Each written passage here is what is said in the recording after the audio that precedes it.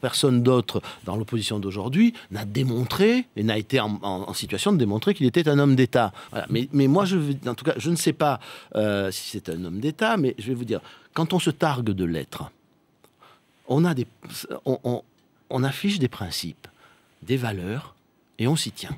Voilà. C'est la première exigence d'un homme d'État. C'est-à-dire qu'on ne jette pas ces valeurs à la poubelle ou dans le caniveau. On ne les renie pas. Est-ce que François Fillon s'est renié ?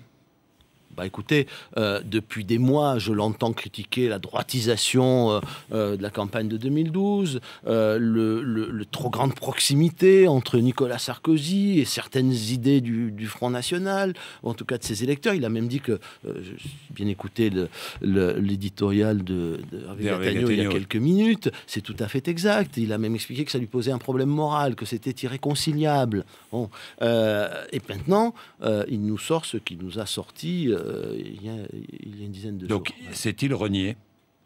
Je pense que tout le monde peut constater que ce qu'il dit maintenant est le contraire. Oui, c'est simple, vous le pensez.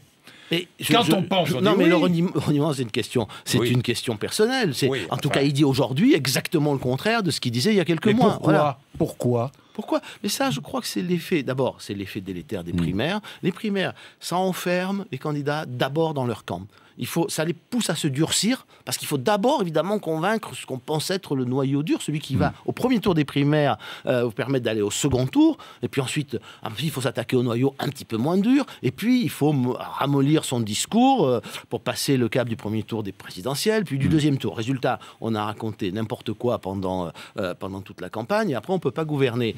Mais la première chose, c'est que ça enferme dans son camp. Voilà. Donc, il a certainement voulu prendre une option sur le premier tour des primaires. Voilà. Donc c'était tactique.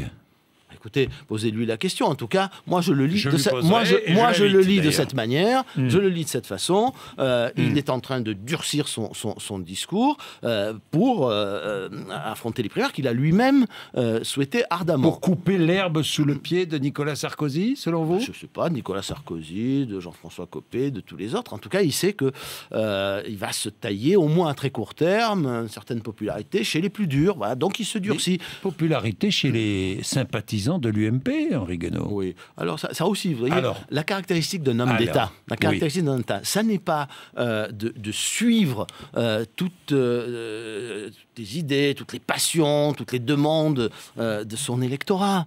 C'est de dire non pas ce que pensent les gens, ce qu'ils ont envie d'entendre, mais ce que l'on pense profondément et ce que l'on croit profondément soi-même. Voilà. Un homme d'État, c'est quelqu'un qui doit servir de guide, qui doit tirer les électeurs vers le haut. Après, la rencontre avec les électeurs, elle se fait ou elle se fait pas. Mais si elle doit se faire au prix d'un, je vais reprendre votre mot, d'un reniement, au prix de la démagogie, alors, une chose est sûre, on n'est pas un homme d'État. Voilà. C'est un démagogue, donc.